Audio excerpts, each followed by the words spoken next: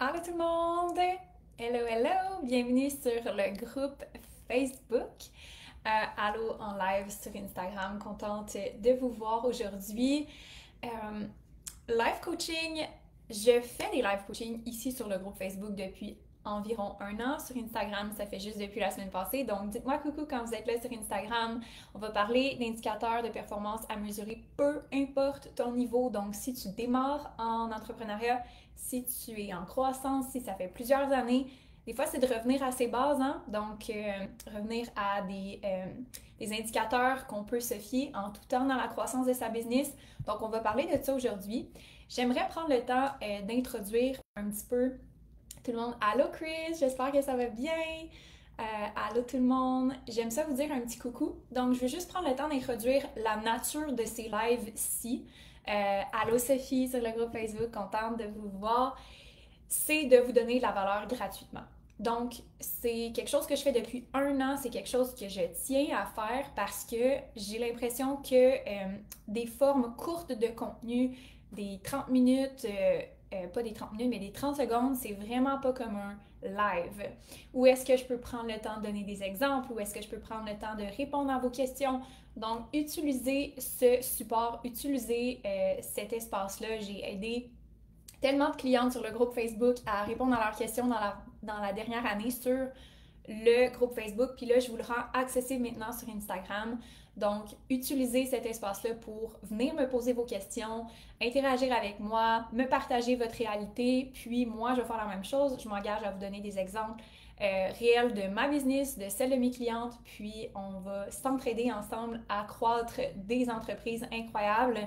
Puis c'est vraiment ma mission d'aider plus de femmes à croître leur entreprise, à se lancer et croître leur entreprise en ligne. C'est quelque chose qui est super important pour moi.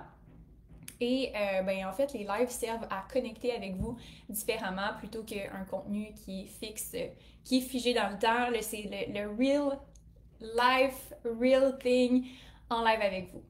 Donc, pour commencer, 3 indicateurs clés à analyser. Pourquoi je suis la bonne personne pour vous dire ça? Qu'est-ce que j'ai de si important que ça à dire? Ça fait déjà 4 ans que je suis coach business. Ça fait 350 clientes que j'aide à démarrer ou croître leur entreprise. J'ai fait des industries dans le milieu de l'entraînement fitness, de la santé, du bien-être, des services professionnels, avocate, comptable, adjointe administrative, j'ai aidé des agences marketing, j'ai aidé des créateurs de contenu, des photographes, j'ai aidé plein d'industries, honnêtement. Fait que j'ai vraiment beaucoup d'expérience large avec les entreprises en ligne. 5 personnes en live seulement, c'est gênant. Ah, peut-être que c'est gênant pour toi. Je comprends ça. Ça peut être gênant des fois d'être devant des personnes en live puis de donner un commentaire aussi gênant, je comprends. Ensuite de ça, ce que je voulais vous dire, c'est que mon background en business ne s'arrête pas à mes clientes. J'ai une entreprise de coaching depuis 4 ans, mais j'ai aussi eu une entreprise d'entraînement 2 ans avant ça, pendant que j'étais aux études.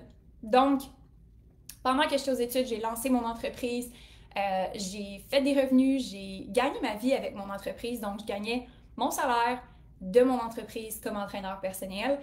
Et depuis que je suis coach business, j'ai généré pour mon entreprise plus de 1 million de dollars. Donc, c'est basé sur les connaissances que j'ai, basé sur mon expérience, en toute transparence. Je pense vraiment que les 3 choses que je vais vous partager aujourd'hui m'ont servi à moi et mes clientes à tous les niveaux de leur entreprise. La première chose à savoir, c'est qu'il faut mesurer le trafic. OK? Pourquoi il faut mesurer le trafic? Allô Audrey-Anne, contente de te voir. Pourquoi il faut mesurer le trafic? C'est que c'est ce qui va permettre de pouvoir identifier combien de personnes voient ce que tu fais, combien de personnes sont au courant que tu existes. Tu n'as pas besoin d'avoir beaucoup de trafic pour avoir beaucoup de ventes, mais c'est un indicateur de performance important à comprendre parce qu'on peut déterminer combien tu as besoin d'avoir de personnes qui en sachent plus par rapport à ton entreprise, qui te connaissent, pour qu'il y ait une vente. Fait que si, exemple, il y a 1000 personnes qui te suivent sur Instagram, puis qu'il y a 200 personnes qui visitent ton site web, parmi ces 1000 personnes-là à chaque mois, puis que tu as une vente, on sait que tu as besoin d'avoir 200 personnes qui voient ce que tu fais pour faire une vente. C'est pour ça que la mesure du trafic est importante parce que on veut pas nécessairement juste aller chercher du trafic tout le temps, puis être connu sur Instagram, être famous, avoir plein de visionnements. On veut essentiellement que cette visibilité-là convertisse en vente.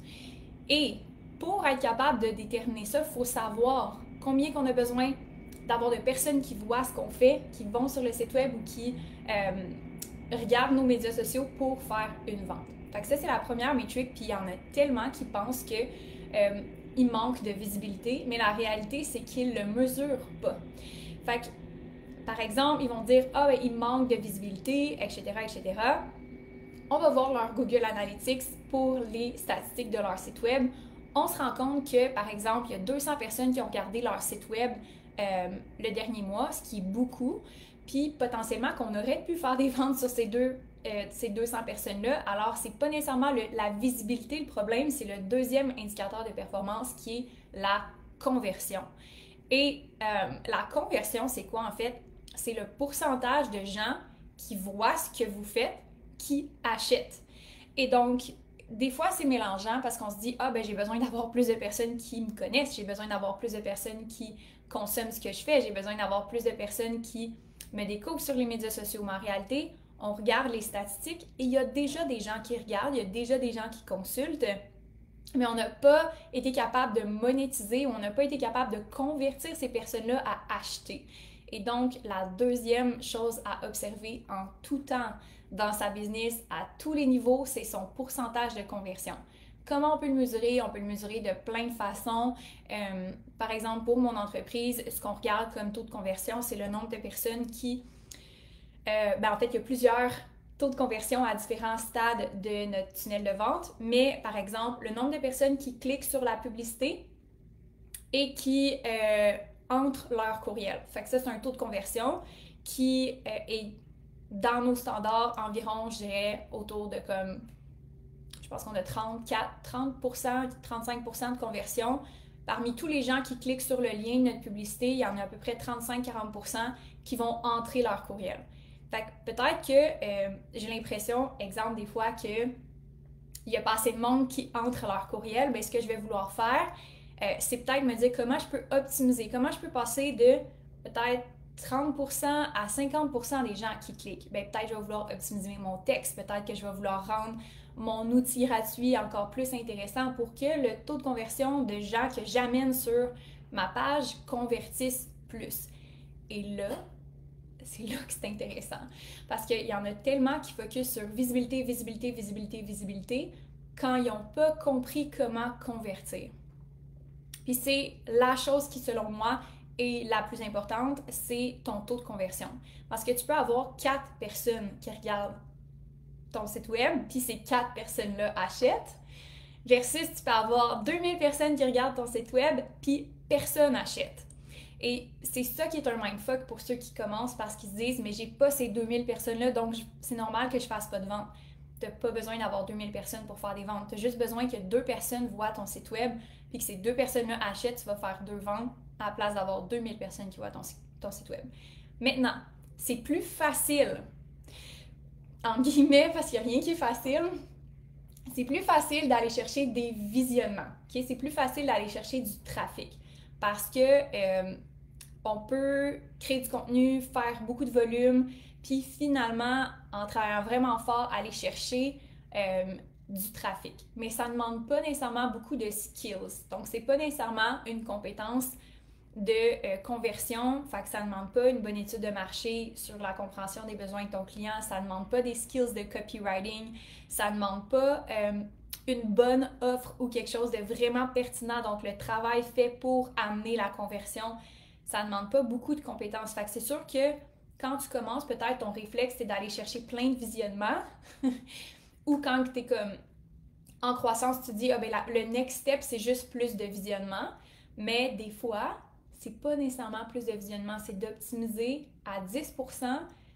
la conversion de gens qui sont déjà dans ton écosystème pour des fois doubler ta conversion. Fait que si tu es à 10% de conversion, puis qu'on va ajouter un 10% de conversion, mais tu as 2 fois plus de leads ou tu as 2 fois plus de ventes en faisant rien de différent en termes de visibilité.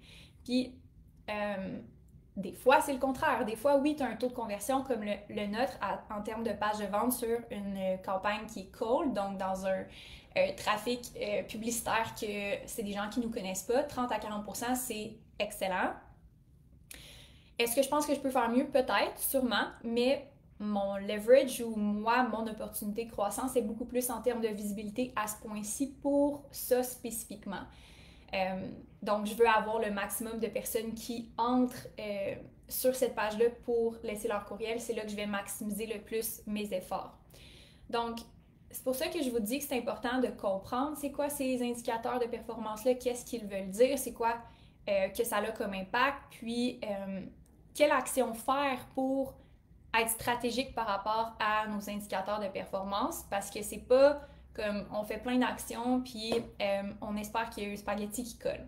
Si c'était aussi facile, il y aurait plus de personnes qui auraient du succès.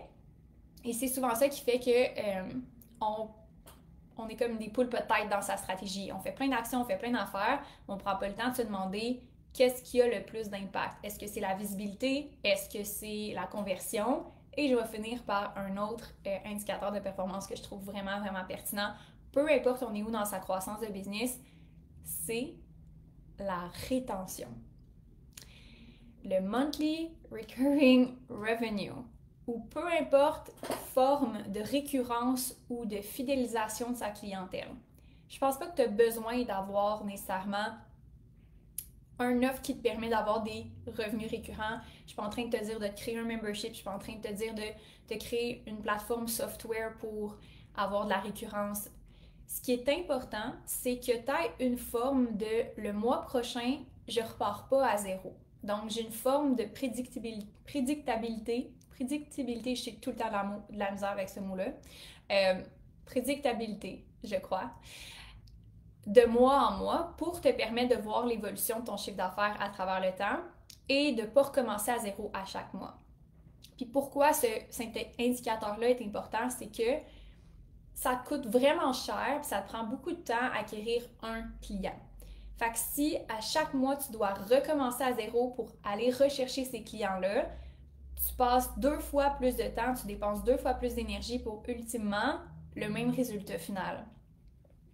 Donc, aller acquérir un client va peut-être te coûter un budget marketing, du temps pour convertir ce client-là, développer la relation, lui livrer le service. Fait optimiser sur le client qui est déjà un client pour être capable de le fidéliser puis créer une certaine récurrence. Puis une fidélisation, c'est un des indicateurs clés selon moi d'une entreprise qui a du succès. Je suis pas en train de dire que tu devrais focuser là-dessus au début, mais c'est une des choses que tu dois observer à travers le temps. Est-ce que tu as une certaine forme de récurrence? Est-ce que tes clients reviennent? Est-ce que tes clients achètent à nouveau de toi? Parce que c'est ce qui va bâtir une stabilité dans ton entreprise que tu vas pouvoir bâtir dessus puis aller augmenter ton chiffre d'affaires. Si tu recommences à zéro à chaque mois, même si tu amènes de la nouvelle visibilité puis tu as un beau taux de conversion, il faut que tu recommences toujours à chaque mois. Fait que l'effort généré pour aller acquérir ces clients-là doit toujours être plus grand, à l'opposé d'avoir une base de revenus, augmenter le volume, mais conserver un flot de clients, ce qui fait que la croissance est de plus en plus facile, donc c'est de plus en plus, en guillemets, facile à acquérir plus de clients, à l'opposé de toujours travailler plus fort pour aller chercher plus de clients. Donc, ces 3 indicateurs-là sont vraiment importants pour optimiser la croissance de ton entreprise. Je suis curieuse de vous entendre ici. Est-ce que vous avez des questions par rapport à ça? Est-ce que vous avez de la difficulté à identifier c'est sur quoi que vous devriez travailler en ce moment? C'est quoi votre zone d'optimisation actuelle? Honnêtement, il y a tellement de choses que je suis en train de travailler en ce moment que j'ai envie de vous partager un peu mes réflexions par rapport à mon tunnel de vente puis ma stratégie. Je trouve ça tout le temps pertinent de vous donner des real-time case studies. Puis pourquoi pas le mien, parce que je pense qu'avec beaucoup de transparence, je peux vous aider à évoluer puis faire croître votre entreprise avec mes best practices puisque moi j'ai testé puis ce que je trouve qui fonctionne pour moi de mon côté. J'ai réalisé que en faisant des tests sur Instagram, sur mon compte ici, je voulais aller chercher un plus large public. Fait que celles qui sont sur le groupe Facebook, puis que vous ne me suivez pas sur Instagram, peut-être que vous n'avez pas ce morceau-là. Mais sur Instagram, j'ai décidé de tester des choses, de m'amuser dans les derniers temps. Depuis cet été, j'ai fait des vidéos vraiment le fun avec Jay et Gabriel, qui sont les deux créateurs de contenu avec qui je fais des vidéos. Puis on a fait des vidéos à la Emily in Paris, des outfits. Je me suis amusée. On a vraiment eu du fun à créer ça. Puis l'objectif derrière ça, c'était oui, d'élever ma marque, puis d'avoir une marque personnelle qui reflète qui je suis, puis avoir du fun dans ma création de contenu, tout en continuant de faire passer mon message, tout en continuant de donner de l'éducation sur le compte MQ Consultation par rapport à la business. Donc, c'était vraiment ça mon intention. Allô Valérie!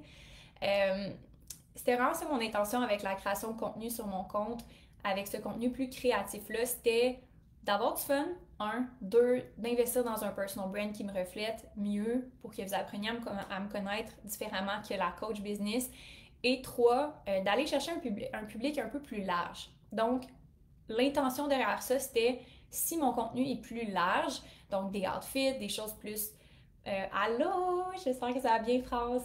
Si mon contenu est plus large, s'il est plus pour tout le monde, que je fais des outfits puis que ça s'adresse pas juste aux entrepreneurs, mais ça s'adresse à comme peut-être des gens qui veulent devenir entrepreneurs. Je vais développer un bassin de clients potentiels ou comme une visibilité qui va me permettre de pouvoir, trafic, avoir plus de conversion, right? C'est la logique des choses. Ce qui m'a surpris, c'est que depuis cet été, j'ai drastiquement augmenté mon nombre d'abonnés. J'ai atteint le 10 000 abonnés finalement sur Instagram. Grâce à ça, c'est une des phases de ma business où j'ai eu le plus de croissance en termes d'abonnés et de visionnement sur mon compte Instagram pendant cette période de temps-là, ce qui est extraordinaire.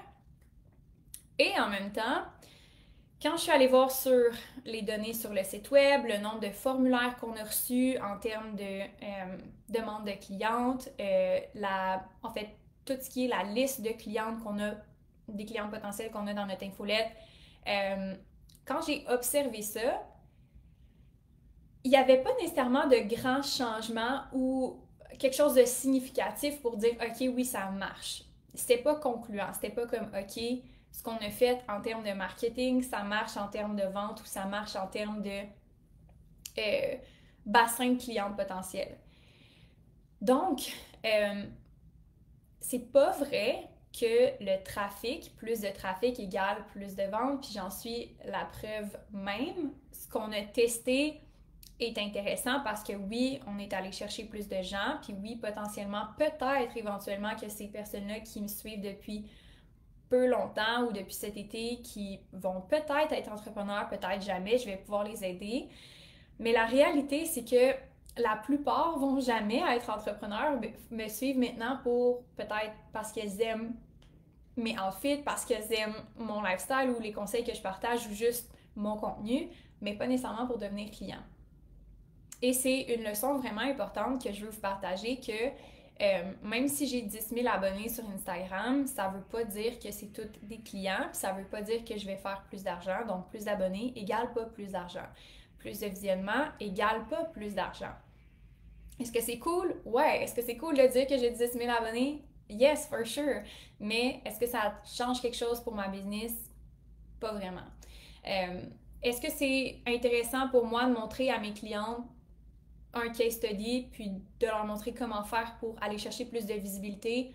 Oui, si mes clientes ont un modèle d'affaires de ce style-là, genre une cliente qui a un magazine ou je dis n'importe quoi, une cliente qui a un blog ou une cliente qui vend sa visibilité dans un certain sens, oui, à ce moment-là, lui montrer que je suis capable de le faire va être intéressant parce qu'elle va pouvoir s'inspirer de comment j'ai fait, puis je vais pouvoir lui donner des trucs, puis j'ai trouvé ça intéressant de le faire pour plein de raisons, parce que j'aime ça créer, parce que j'aime ça tester des choses, puis j'aime ça être toujours en train de mettre en application des choses que j'enseigne à mes clientes, puis des choses que je teste avec mes clientes aussi. Par contre, est-ce que ça a changé tant que ça des choses dans ma business? Non, ça n'a pas changé rien dans ma business, autre que j'ai eu des beaux commentaires. hey, c'est beau ton contenu, c'est nice ton contenu, on voit que tu as investi du temps, de l'énergie, on te voit à travers le contenu, c'est nice. J'ai reçu des beaux commentaires. Puis des fois, si tu entends de dire comme ah, c'est le fun, on a plus de visibilité, on a plus de commentaires, on a plus de gens qui nous remarquent, mais est-ce que c'est des clients? Est-ce que c'est des gens qui vont acheter vos services puis qui vont être des clients fidèles? Non, pas nécessairement. Fait qu'il faut faire attention avec cet indicateur de performance-là qui est la visibilité. C'est une trappe dans laquelle on peut tomber facilement si on ne fait pas attention.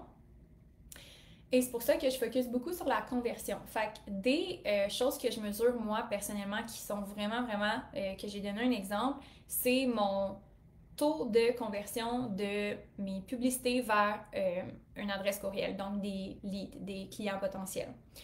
Je mesure aussi le taux de conversion de les gens qui font la formation gratuite que j'offre gratuitement pour mes clients potentiels et qui finalement achètent ou réservent un rendez-vous avec moi.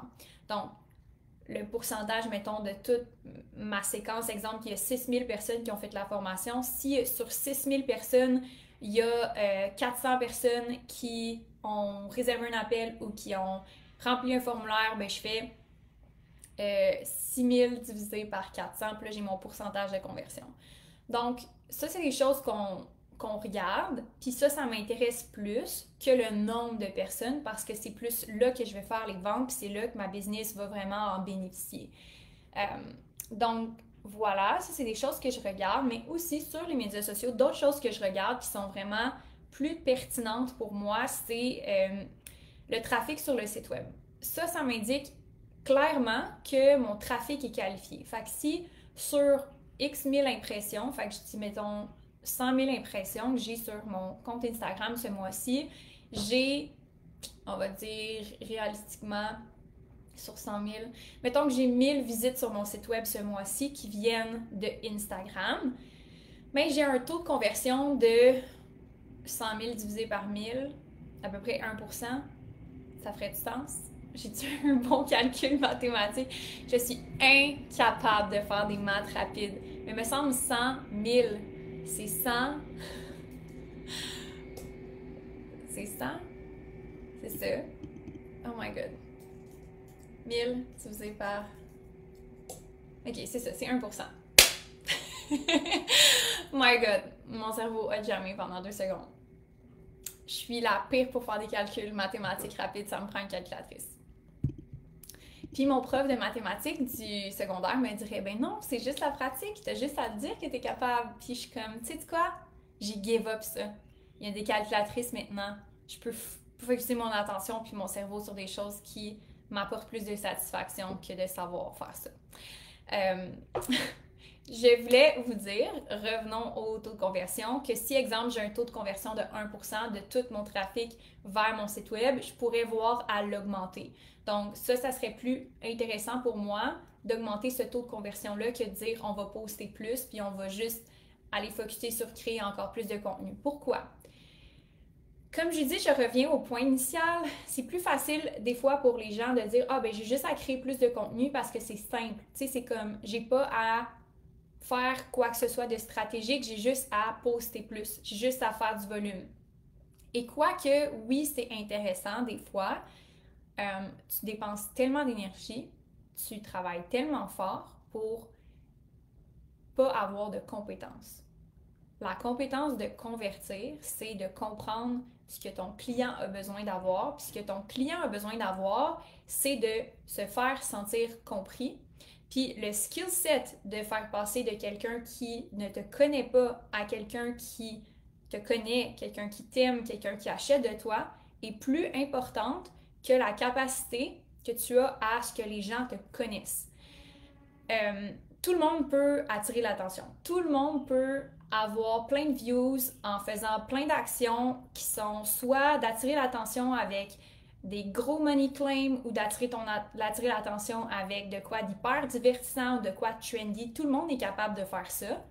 Mais le skill set nécessaire pour arriver à convertir cette visibilité-là en gens qui achètent est vraiment plus important parce que tu peux toujours aller chercher des gens en focusant sur le volume, sur la visibilité. Mais là où est-ce que tu vas commencer à avoir plus de facilité à croître ta business, c'est que tu vas convertir plus, à l'opposé de juste focuser sur la visibilité. Donc, c'est vrai que c'est plus difficile de convertir plus qu'aller chercher plus de visibilité parce que ça demande une bonne compréhension de ton client, de ses problèmes, de ses peurs, de ses rêves, de ta compétition. Ça demande de bien positionner ton offre par rapport à la compétition. Ça demande plus de compétences marketing puis de capacité à connecter avec ton client pour le convertir. Fait que tout ça, je dis ça parce que je pense que c'est quelque chose qui n'est pas assez discuté en ligne de oui, focuser sur le contenu, oui, fais du contenu, oui, poste fréquemment, oui, fais des infolettes, fais toutes ces choses-là, mais comme si tu ne développes pas les outils nécessaires pour arriver à monétiser cette audience-là, ça va être vraiment, vraiment, vraiment difficile de réussir. Je dis ça parce que j'ai des clientes qui ont moins de 500 abonnés sur Instagram qui font plus d'argent que ceux qui ont 20 000 abonnés sur Instagram. J'ai des clientes dans les deux braquettes qui ont des, mettons, on va dire, plus que 20 000 abonnés, qui font pas 100 000 par année, qui viennent me voir parce qu'ils veulent augmenter leurs revenus. Autant que j'ai des clientes qui ont 500 abonnés sur Instagram, qui font plus que 100 000 de revenus par année. Tout ça pour vous dire que la visibilité a, oui, un impact, puis oui, c'est une matrix qu'il faut qu'on mesure, mais il faut aussi qu'on pense à la conversion, puis il faut aussi qu'on pense à la rétention.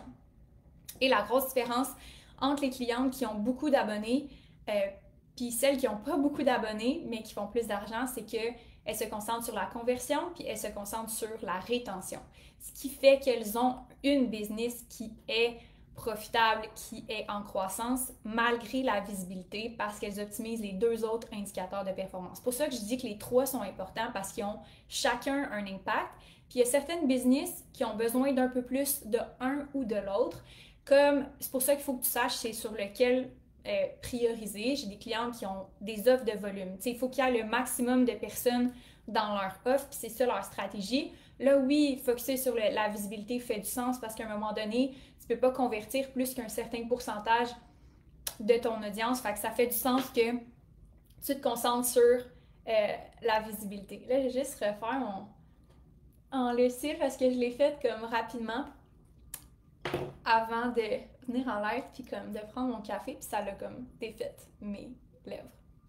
We're good. Donc, j'espère que vous avez aimé ce live-là. J'aimerais vous entendre dans les commentaires à savoir si vous écoutez le live en replay, écrivez-moi replay.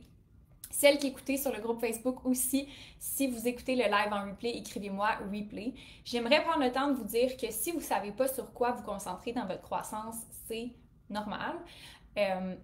C'est correct. Ça se peut que vous soyez une super bonne prestataire de service, une bonne entrepreneur, mais que tout le côté stratégique, vous ne l'avez pas encore développé ou peut-être que vous avez besoin d'un point de vue extérieur. Mon objectif, c'est de t'aider, toi, à croître ton entreprise et de le faire d'une façon où est-ce que tu peux avoir une entreprise qui travaille pour toi, que tu ne passes pas ton temps à focuser sur des choses qui ne vont pas faire croître ton entreprise. Donc, la chose que j'ai à te proposer, c'est la façon que je commence à travailler avec toutes mes clientes maintenant, c'est le diagnostic d'entreprise. Si tu n'en as pas entendu parler, je vais t'en parler plus en détail. Si tu sais de quoi je parle, tu peux sauter cette partie-là. Le diagnostic d'entreprise, c'est le service que j'ai décidé de créer pour mes clientes parce que quand elles commençaient à travailler avec moi, c'est comme si elles se disaient « Ouais, mais qu'est-ce qu'on va faire ensemble dans le coaching? » On dirait qu'il y a tellement de choses que tu peux faire que je ne sais pas comment ça s'applique à ma business, comment tu vas pouvoir m'aider moi, dans ma stratégie, dans mes besoins à moi.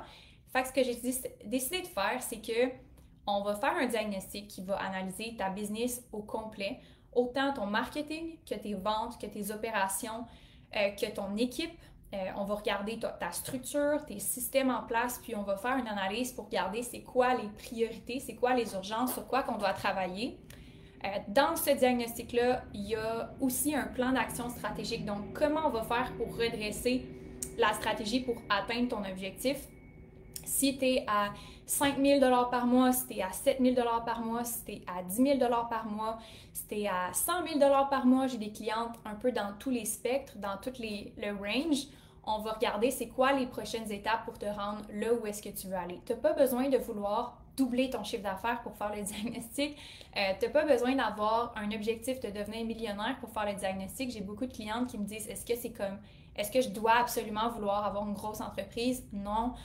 C'est un diagnostic qui est personnalisé pour toi en fonction de tes besoins dans ton entreprise. Actuellement, on fait une image actuelle de ta business, ça ressemble à quoi, c'est quoi les défis, les enjeux, comment on fait pour les résoudre, puis moi je te donne tout mon cerveau, toute ma vision, je te fais toutes les recommandations de qu'est-ce que je ferais si j'étais dans ta business en fonction de ce que tu me dis par rapport à tes besoins, tes désirs, ta vision, tes objectifs. Ce diagnostic-là, il y a plus que 30 clients qui l'ont fait jusqu'à maintenant. C'est toutes des clientes qui ont vu un gain de clarté immédiat dans leur business, puis la plupart ont continué de travailler avec moi dans le programme. C'est cependant pas obligatoire. Donc, le programme, c'est la suite du diagnostic. Ça veut dire qu'on prend ton plan d'action, on le met en action pendant 6 mois ensemble pour atteindre tes objectifs. Tu peux choisir le forfait de ton choix. Il y a comme 4 forfaits. Il y en a de base avec, oui, du coaching de groupe. Il y en a avec du support par courriel pour avoir une équipe technique qui est hands-on puis qui donne tout le feedback que tu as besoin dans ta business. Il y a des forfaits avec du coaching one-on-one avec moi. Dans peu importe la situation que tu trouves dans ta business, dans le budget que tu as, il va y avoir un forfait adapté à tes besoins. C'est sûr que le programme n'est pas fait pour des gens qui n'ont aucune business. C'est vraiment fait pour des gens qui ont un service, qui ont une expertise, qui ont quelque chose à vendre déjà et qui veulent amener ça plus loin. Je dis ça parce que le prix ne va pas faire de sens pour quelqu'un qui démarre. J'aime mieux le mentionner, c'est pas fait pour celles qui n'ont pas d'entreprise. Donc, écris-moi si tu n'es pas certaine. Mais si tu as une entreprise et que tu es prête à la croître, le diagnostic est exactement la bonne chose pour toi. Je ne connais rien sur le marché de la sorte. Je ne connais rien qui va te permettre d'avoir rapidement accès à une coach qui a de l'expérience puis qui va te donner autant de feedback comme si c'était sa business aussi rapidement. Donc, en 14 jours, tu as un plan d'action, tu as une stratégie, tu peux repartir avec la stratégie, aller la mettre en application dans ta business et on peut continuer ensemble dans le programme si tu souhaites. Donc, j'ai souvent cette question-là, est-ce que le plan va me permettre de pouvoir directement mettre des choses en application? Oui. Le plan est détaillé, le plan d'action est détaillé mois par mois. Donc, à chaque mois, tu vas savoir exactement sur quoi te concentrer. Je vais même te mettre des indicateurs de performance à mesurer que tu vas pouvoir voir évoluer à travers le temps pour être capable de justement te concentrer sur les bonnes choses comme on a discuté aujourd'hui. Mais aussi, ce que ça va te permettre de pouvoir faire, c'est que tu vas pouvoir avoir des pistes d'action concrètes à mettre en action. Fait qu'exemple, ça pourrait être mois 1, faire un calendrier éditorial de contenu et tu as accès à toute la bibliothèque de contenu MQ Consultation pendant 14 jours. By the way, cette bibliothèque-là vaut plus que 2000 $. Mes clientes ont accès à cette bibliothèque-là au complet et payent pour cet accès-là. Vous l'avez accès gratuitement pendant 14 jours dans le diagnostic. Donc, tu peux aller faire l'action, aller chercher le module de formation, le mettre en application. Ce que tu n'as pas dans le diagnostic, puis ce qui est dans le programme, c'est qu'on t'aide, puis on t'accompagne, puis on va jusqu'au bout dans la stratégie avec toi pour la mettre en action. Je te mentirai pas, honnêtement, toutes nos clientes qui sont dans le programme bénéficient énormément de ce support-là parce qu'on s'assure que la stratégie fonctionne, on l'adapte dans l'action, puis on t'aide à débloquer là où est-ce que ça bloque pendant que tu bloques pour aller plus vite.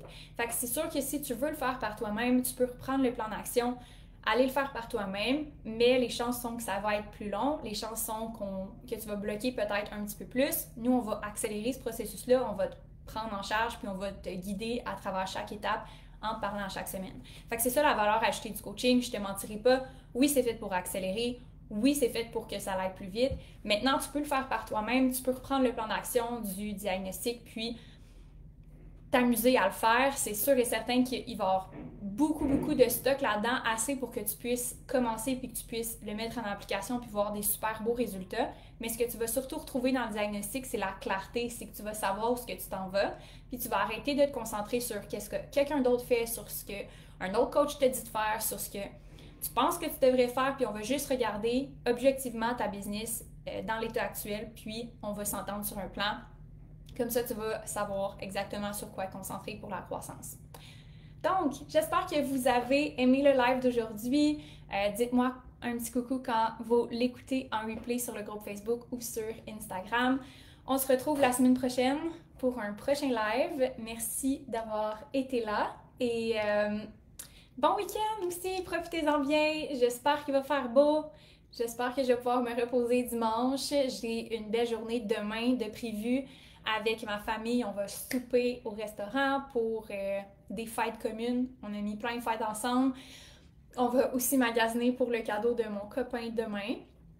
Puis j'ai vraiment l'intention de me reposer dimanche. Donc, on va espérer qu'il va faire beau, puis qu'on va pouvoir profiter du beau temps qui s'en vient. Puis bon début de mois de mai et on se retrouve la semaine prochaine.